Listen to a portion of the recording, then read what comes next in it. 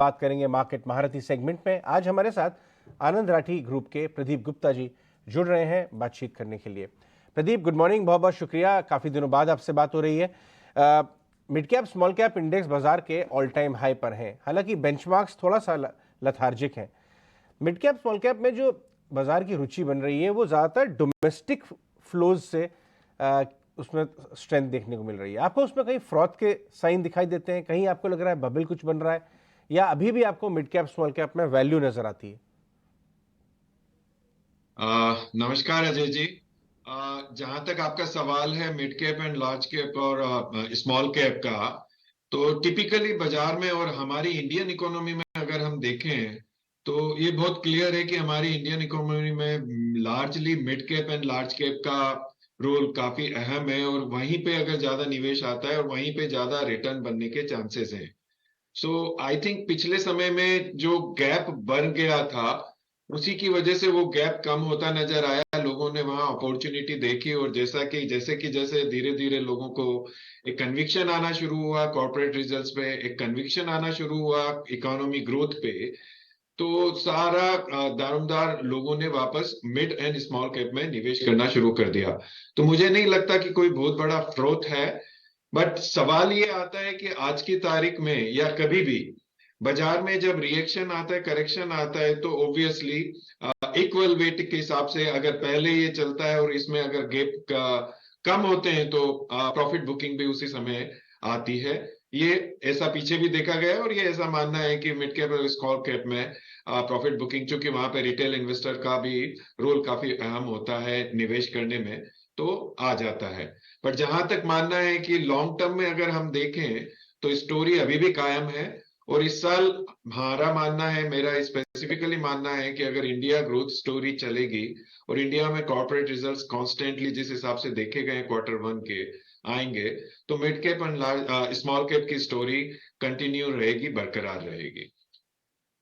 सही कही। एक तो आपने क्लैरिफिकेशन दिया है कि भले ही small cap mid cap index all time high पे है, बट फ्रॉड का कोई साइन नहीं है, क्योंकि अर्निंग्स क्वालिटी है और अर्निंग्स सपोर्ट मिल रहा है, जो हमने इस रिजल्ट सीजन में भी साफ दिखाई दिया। मैं PSU stocks, particularly power PSUs के बारे में आपसे बात करना चाहूँगा। ये बहुत ज़्यादा अक्सर डिस्कस नहीं होता है, लेकिन पिछले कुछ दिनों में पावर रिफॉर्म्स के चलते हम देख रहे हैं 14 साल के हाईएस्ट लेवल पे एनटीपीसी आ गया है। आरईसी ने बहुत ज़बरदस्त कमेंट्री दी है। वही नहीं, बीएचईएल बड़े ऑर्डर्स। ये पीएसयूज पैक जो था पावर में, वो डीपली अंडर वैल्यूड सा हो गया लगता है। आपको लगता है यहाँ से भी पैसा बन सकता है इसमें और देखना चाहिए?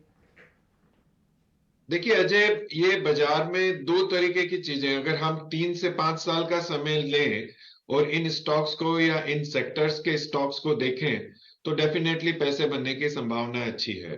बट अगर हम देखें 1 साल का, तो जहां जहां पे भी, चूंकि 1 साल और 2 साल का पीरियड जो ऐसा होता है, मोर स्पेसिफिकली 6 महीने से 1 साल का पीरियड, जहां पे सेंटिमेंटल वैल्यू के कारण, सेंटिमेंट्स के कारण, लिक्विडिटी के कारण, या लेफ्ट ओवर फीलिंग जब होती है, काफी गैप हो जाता है डिफरेंट डिफरेंट सेक्टर में, डिफरेंट डिफरेंट स्टॉक्स में, तो वहां पे रनअप काफी तेज होता है। तो 1 साल के पीरियड में हो सकता है आपको इन इन सब में अब निवेश करना उचित नहीं हो। बट अगर 3 से 5 साल का समय लेके अगर कोई निवेशक देख रहा है, तो मेरा ये मानना है ये सभी अच्छा करेंगे, क्योंकि अगेन जैसा हम सोचते हैं और हम देख रहे हैं कि हमारी Indian economy constantly growth path पे है, और लार्जली इन्वेस्टमेंट कैपेक्स जो हो रहा है, गवर्नमेंट की तरफ से भी हो रहा है या दूसरी भी जगह हो रहा है, प्राइवेट भी जो आ रहे हैं, लार्जली इकोनॉमिक ग्रोथ से रिलेटेड स्टॉक्स या कॉर्पोरेट ग्रोथ जो आ रही है, वो सब इन्हीं स्टॉक्स में, इन्हीं सेक्टर्स में काफी आ रही है। गवर्नमेंट का जितना पैसा हो रहा है काफी इंफ्रास्ट्रक्चर को डेवलप करने में, तो इन्हीं सेक्टर्स को बढ़ावा हो रहा है, वहीं पे निवेश आ रहे हैं। तो मुझे नहीं लगता कि यहाँ पे ग्रोथ नहीं आएगी 3 से 5 साल के समय में। प्रदीप जी, एक सेक्टर और हमको मार्केट में दिख रहा है जो अपनी बढ़त से और अपनी सस्टेनेबिलिटी से अब नोटिस हो रहा है, वो है फार्मास्यूटिकल्स। पहले ट्रस्ट नहीं होता था, लेकिन अब थोड़ा थोड़ा लोगों को वापस से ट्रस्ट हो रहा है। इसमें भी कोई दो राय नहीं है, इस सेक्टर अपने आप में काफ़ी वाइड है, काफ़ी बड़ा हुआ है। एपीआई, नॉन एपीआई, देसी विदेशी कंपनियां, सब कुछ है। आपका इस पे टेक क्या है, आपका इस पे स्टांस क्या है, आप इसको कैसे रीड करते हैं सर? नहीं, फार्मा स्टॉक्स में हम लोग अभी काफी पॉजिटिव हैं, और हमारा ये मानना है कि फार्मा सेक्टर अभी आने वाले समय में ग्रोथ ट्रेजेक्टरी में रहेगा और नॉर्मल ग्रोथ से बेटर ग्रोथ देगा। ऑलराइट, और गुड मॉर्निंग प्रदीप जी। बिल्कुल, तो फार्मा स्पेस ऑफ कोर्स ये आपको पसंद आता है यहाँ से, लेकिन अभी आपने थोड़ी देर पहले ऑफ कोर्स दूसरी और बड़ी थीम्स की भी बात की, मैन्युफैक्चरिंग हो, डोमेस्टिक सिक्लिकल्स हो, इसकी भी बहुत बात की जा रही है। इस थीम पर आपको और कौन कौन से सेक्टर्स पसंद आते हैं? देखिए, आज की तारीख में अगर मैं देखूं तो मेरा ये मानना है आईटी सेक्टर एक अच्छा सेक्टर है जहां पे नजर रखनी चाहिए और जहां पे अच्छे चांसेस हैं रिटर्न के।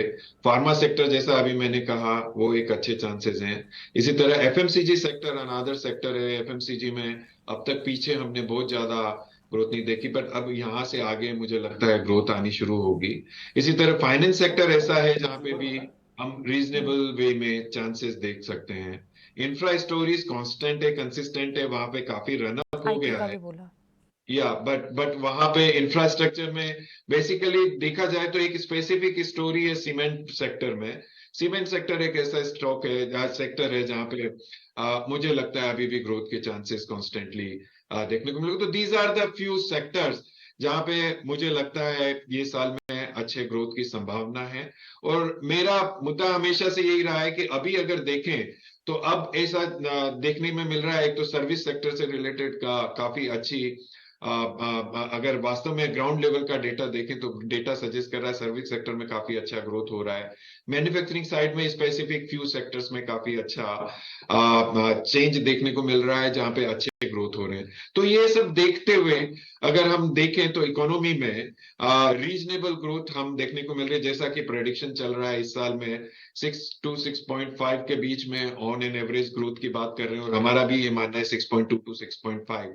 और वेरी रिसेंटली अगर Q1 की अगर हम बात करें तो नॉर्मल कंसेंसस बात करता है अबाउट 7 to 8.5। और मेरा ये मानना है कि 8% की ग्रोथ Q1 की इस फाइनेंशियल ईयर की डेफिनेटली जीडीपी ग्रोथ आनी चाहिए ऐसा लगता है। और ये probably about 31 August is a day when probably you are expecting GDP growth को। तो उस समय और क्लैरिटी आएगी। तो आई थिंक मॉनिटरिंग वे में अगर देखें तो constantly country as a country economic growth और एज ए कंट्री काफी अच्छा कर रही है। और आई थिंक मुझे ये लगता है ये सेक्टर काफी अच्छा करेंगे जो मैंने बात की। तो IT, pharma, FMCG, finance, these are the sectors जहां पे नजर रख के जहां पे निवेश करने के अच्छे चांसेस बनते हैं। राइट प्रदीप, ये बताइए जी कि अपने बैंक्स में क्यों चिंता सता रही है लोगों को? बैंक निफ्टी बड़ा अंडर परफॉर्म कर रही है। बैंक के एक व्यू आ रहा है कि शायद मार्जिन भी टॉप आउट कर गए हैं यहाँ से। ये लथार्जी हो गया है स्पेस। आप इसके अंदर कुछ मौके ढूंढ रहे हैं या मुनाफा वसूली करवा रहे हैं आप अपने बिग एचएनआई क्लाइंट्स को? नहीं, मुनाफा वसूली तो मैं नहीं कहूंगा because of a simple reason. Past में जितनी भी बैंक में कैचअप स्टोरीज आई थी तो काफी अच्छा एक हमने रनअप देखा है अगर प्राइसिंग पॉइंट ऑफ व्यू से देखें। अभी यहां से आगे की banking story purely economic growth, capital में कितना पैसा आएगा और कितना क्रेडिट ग्रोथ पे कितना पैसा डिस्ट्रीब्यूट होगा उसी के ऊपर चलेगा। हमने पीछे अच्छी खासी क्रेडिट ग्रोथ भी देखी है। तो आई थिंक ये एक पॉज वाला सेक्टर है, पॉज वाला है। बट जैसा मैंने कहा फाइनेंस सेक्टर में भी रीजनेबल अमाउंट ऑफ ग्रोथ यहाँ से देखने को मिलेगा और ये प्योरली प्राइसिंग के ऊपर है रादर देन कोई उस ग्रोथ में, उस सेक्टर में ग्रोथ के चांसेस पे कोई संशय करने की बात है। ऑलराइट प्रदीप जी, बहुत बहुत शुक्रिया हमसे बात करने के लिए। आप पावर सेक्टर में रिफॉर्म्स का हवाला दे रहे थे और बता रहे थे वैल्यू है। एक